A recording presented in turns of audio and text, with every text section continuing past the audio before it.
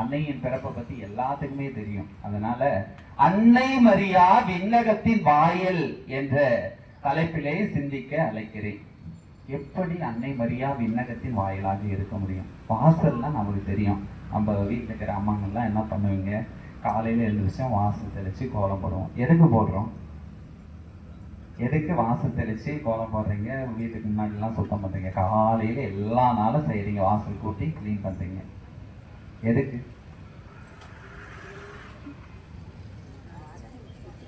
எதற்கு நாம் சுத்தம் செய்கிறோம் என்றால், நம்ம கிட்ட இருக்கிற அந்த குப்பியெல்லாம் வெளியே போயிட்டு கடவுள் நம்மை நோக்கி உள்ள வந்து நமக்கு ஆசீர்வாதத்தை கொடுக்கணும் அப்படின்றது தான் வாசல் தெளிச்சு நம்ம கோலம் போடுறோம்.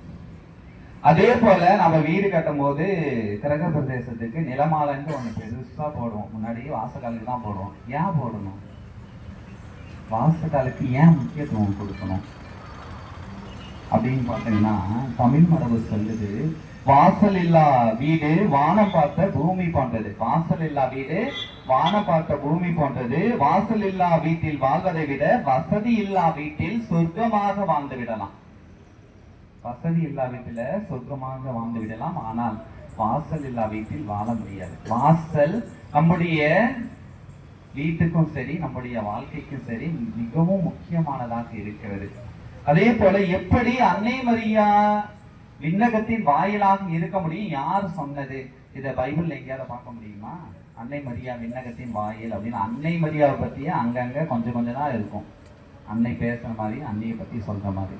அப்படி இருக்கும்போது அன்னை மரியா விண்ணகத்தின் வாயில் அப்படின்னு எப்படி நம்மால் சொல்ல முடியும்னு பார்த்தா, நம்முடைய திருத்தந்தை 5ஆம் சிக்ஸ்டூஸ் அவர்கள் 1587ஆம் ஆண்டு அன்னை மரியா முற்றிலுமாக உண்மையிலும் உண்மையுமாக விண்ணுலகின் வாயில் என்று சொல்லி, இதை மன்றாட்டுமால்ல விண்ணகத்தின் வாயிலே அப்படின்னு சேர்க்கணும் அப்படின்னு சொல்லி அன்னை மரியாவுக்கு ஒரு புதிய பெயரை கொடுத்திருக்கிறார்கள்.